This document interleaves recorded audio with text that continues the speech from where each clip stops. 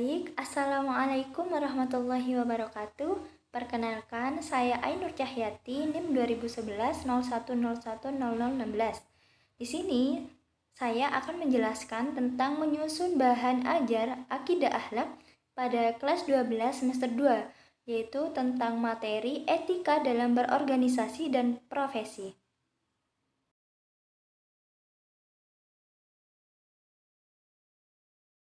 Sekarang kita akan membahas tentang 3 materi.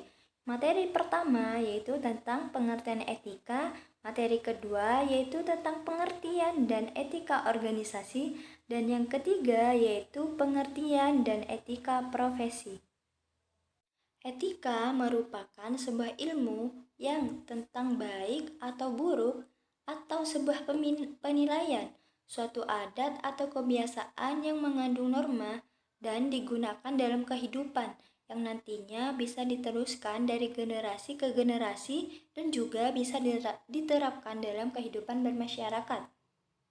Ada juga yang mengatakan bahwa etika merupakan nilai-nilai, norma-norma moral yang menjadi pegangan bagi seseorang atau suatu kelompok masyarakat dalam mengatur perilakunya. Pengertian organisasi. Organisasi merupakan suatu batasan tertentu. Dengan demikian, seseorang yang melakukan hubungan interaksi dengan lainnya tidak atas kemauannya sendiri, karena mereka dibatasi oleh aturan-aturan tertentu seperti unsur organisasi dan keefektivitasan organisasi. Nah, secara bahasa atau dari bahasa Yunani, organisasi itu berasal dari kata organon yang berarti alat bantu atau instrumen. Apabila dilihat dari kata asal katanya, organisasi berarti alat bantu yang sengaja didirikan atau diciptakan untuk membantu manusia memenuhi kebutuhan dan mencapai tujuan-tujuannya. Etika dalam berorganisasi ini ada 4. Yang pertama yaitu memiliki niat dan tujuan yang mulia.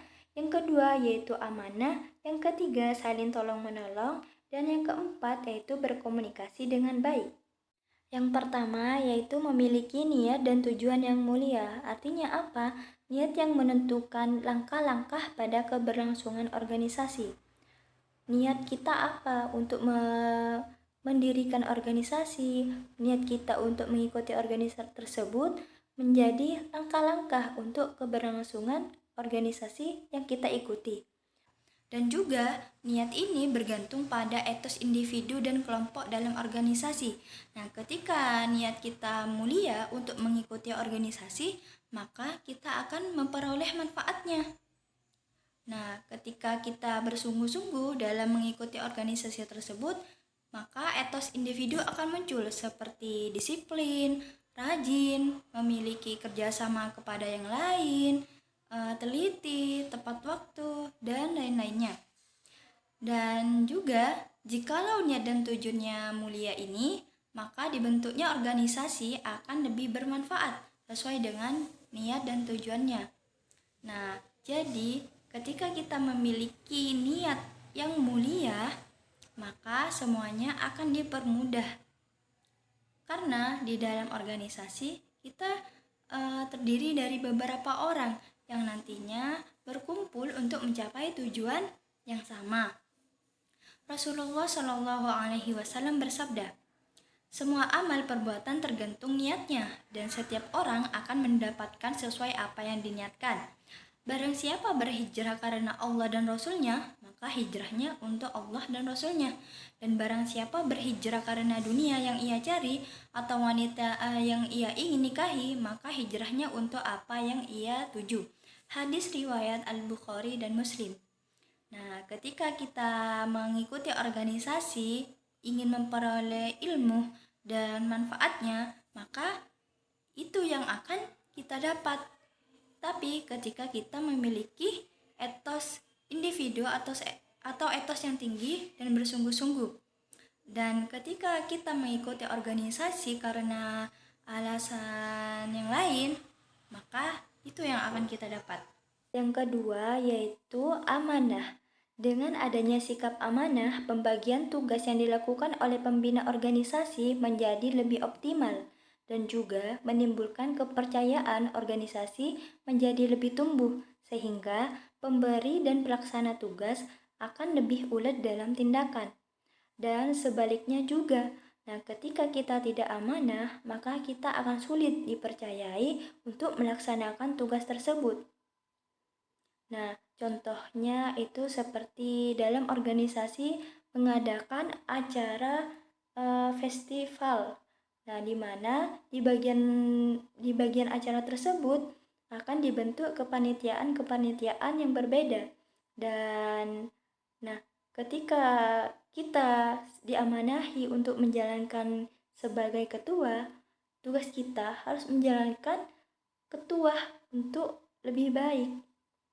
Karena apa? Untuk menjalankan tugas yang telah diamanahkan kepada kita, yang menjadi tanggung jawab kita untuk menjalankan acara tersebut menjadi lancar.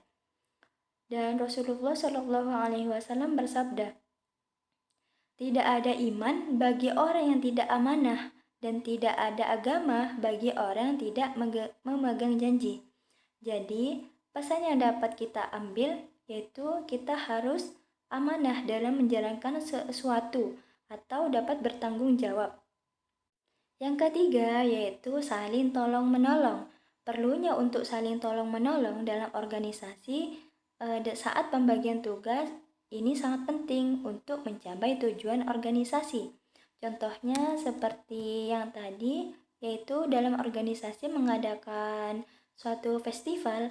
Nah, itu kan dibagi menjadi beberapa kepanitiaan. Dan ketika kepanitiaan satu telah selesai menjalankan tugasnya, maka kepanitiaan tersebut bisa membantu kepanitiaan yang lain yang belum menjalankan tugasnya. Seperti Allah berfirman pada ayat berikut, A'udzu billahi minasyaitonir rajim. Bismillahirrahmanirrahim. Wa ta'awanu 'alal birri wattaqwa wa la ta'awanu 'alal itsmi wal 'udwan wattaqullaha innallaha syadidul 'iqab. Artinya, dan tolong-menolonglah kamu dalam kebaikan dan takwa, dan jangan tolong-menolong dalam berbuat dosa dan pelanggaran, dan bertakwalah kamu kepada Allah. Sesungguhnya Allah amat berat siksanya. Yang keempat yaitu berkomunikasi yang baik. Ada 5 prinsip dalam orang Islam menjalankan berkomunikasi yang baik.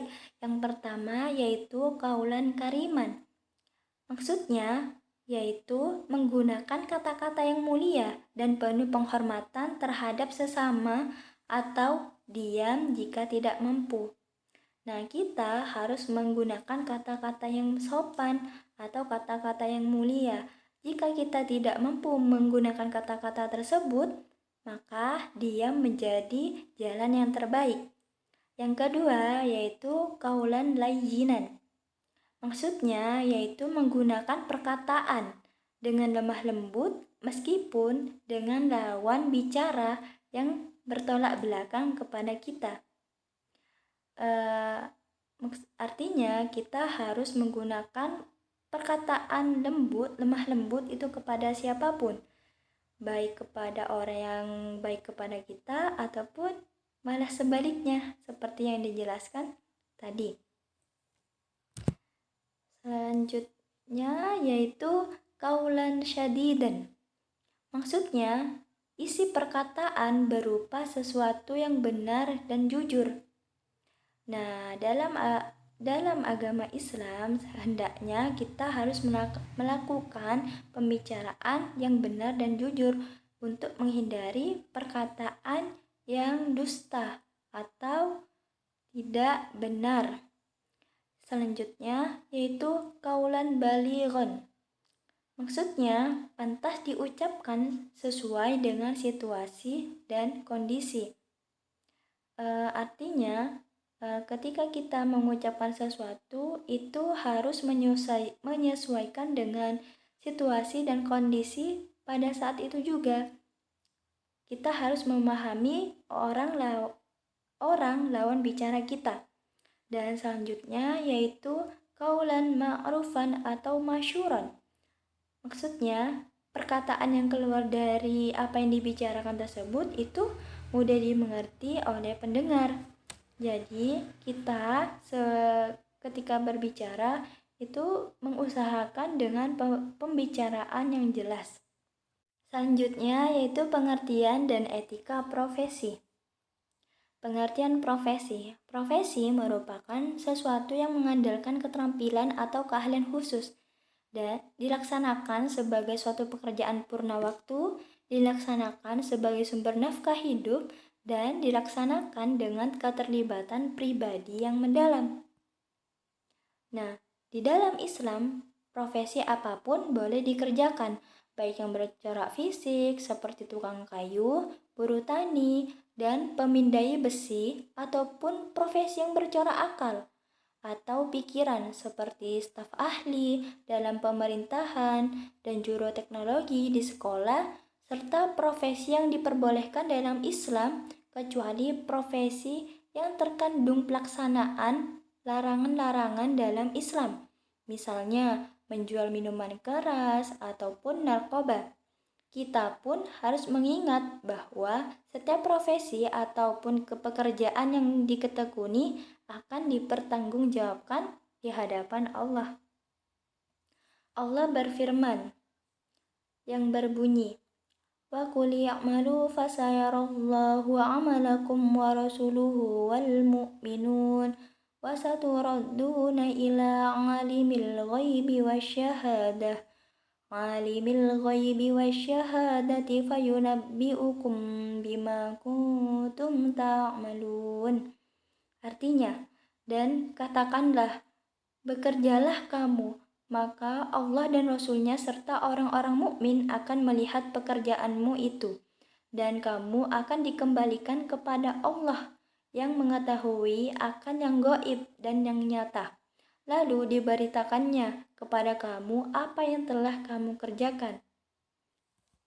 Nah, jadi pekerjaan apapun itu semuanya halal kecuali pekerjaan-pekerjaan yang dilarang oleh Allah, dan semua pekerjaan itu akan dipertanggungjawabkan di hadapan Allah.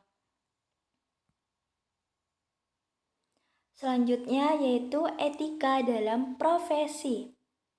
Etika dalam profesi ada 3. Yang pertama, memegang amanah dan mentaati pemerintah pimpinan. Yang kedua, etos kerja yang tinggi. Dan yang ketiga, prinsip yang kokoh dalam profesi. Berikut penjelasannya. Penjelasan memegang amanah dan mentaati perintah pimpinan.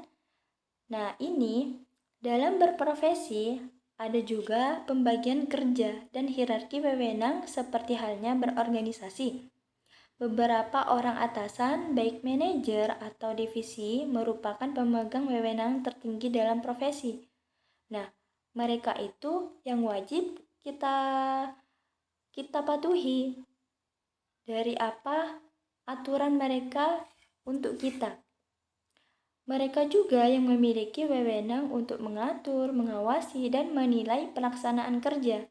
Oleh karena itu, pemegang wewenang ini harus memiliki sikap amanah. Amanah dalam membawa pemegang wewenang menjadi seorang yang memiliki visi dan misi yang jelas, tegas, dan nyata. Selanjutnya, yaitu etos kerja yang tinggi. Etos kerja dalam Islam adalah cara pandang yang diyakini seorang muslim bahwa bekerja itu bukan saja untuk memuliakan dirinya, menampakkan kemanusiaannya, tetapi juga sebagai suatu manifestasi dari amal soleh, dan oleh karenanya mempunyai nilai ibadah yang sangat luhur. Nah, dapat dimaksudkan yaitu etos kerja yang tinggi itu bukan hanya untuk dirinya sendiri atau menampakkan dirinya kepada manusia yang lain, tetapi sebagai manifestasi amal soleh dan menjadi nilai ibadah yang sangat luhur. Menurut Gunnar Myrdal, indikasi-indikasi orang atau kelompok memiliki etos kerja tinggi yaitu seperti efisien, rajin, teratur, disiplin, dan tepat waktu, hemat, jujur dan teliti, rasional dalam mengambil keputusan. Selanjutnya yaitu prinsip yang kokoh dalam profesi.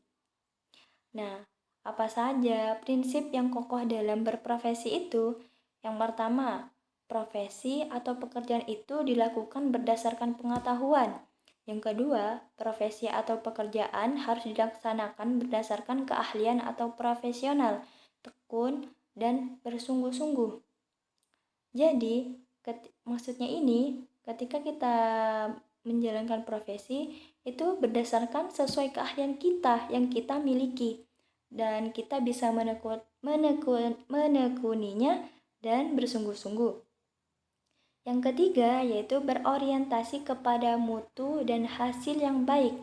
Jadi, ketika kita menjalankan sebuah profesi, kita berorientasi apa yang akan kita hasilkan dan niatan kita yang baik atau tujuan kita yang baik. Yang keempat yaitu profesi atau pekerjaan yang dilaksanakan dengan jujur dan amanah dan penuh tanggung jawab. Artinya, dalam kita menjalankan sebuah profesi, kita harus melaksanakan dengan jujur, amanah, dan penuh bertanggung jawab.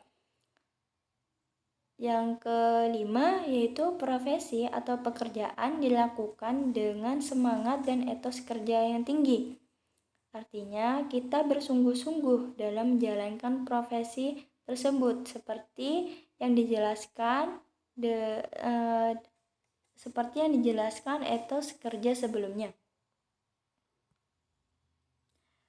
Yang keenam yaitu pekerja ialah orang yang berhak mendapatkan imbalan atas apa yang telah ia kerjakan. Jadi, ketika kita menjalankan profesi, kita berhak mendapatkan hak untuk imbalan apa yang telah kita kerjakan. Baik itu kerja menggunakan pikiran, bekerja menggunakan otot, ataupun bekerja menggunakan hal yang lain. Yang ketujuh yaitu profesi kerja atau amal adalah bentuk eksistensi manusia. Dan yang kedelapan, menghindari larangan-larangan dalam agama. Artinya, ketika kita menjalankan sebuah profesi atau pekerjaan, kita harus berniat untuk menjalankan pekerjaan itu di jalan Allah. Jadinya, ketika kita menjalankan suatu pekerjaan bisa bernilai ibadah karena kita menghindari larangan yang dilarang oleh agama atau oleh Allah. Yang kesembilan atau yang terakhir yaitu profesi atau pekerjaan dilakukan dengan turut saling menjaga persaudaraan. Maksudnya, ketika kita menjalankan profesi atau melakukan pekerjaan, kita dituntut untuk saling menjaga persaudaraan. Kita berkumpul bersama itu menjadi tanda bahwa kita menambah persaudaraan. Kita tidak boleh memutus atau memecah persaudaraan karena kita sudah terikat dalam suatu ikatan, yaitu ikatan profesi. Terima kasih sudah menjelaskan penjelasan dari saya, dan saya mohon maaf apabila ada kesalahan kata atau ada kata yang kurang berkenan di hati Anda. Terima kasih. Wassalamualaikum warahmatullahi wabarakatuh.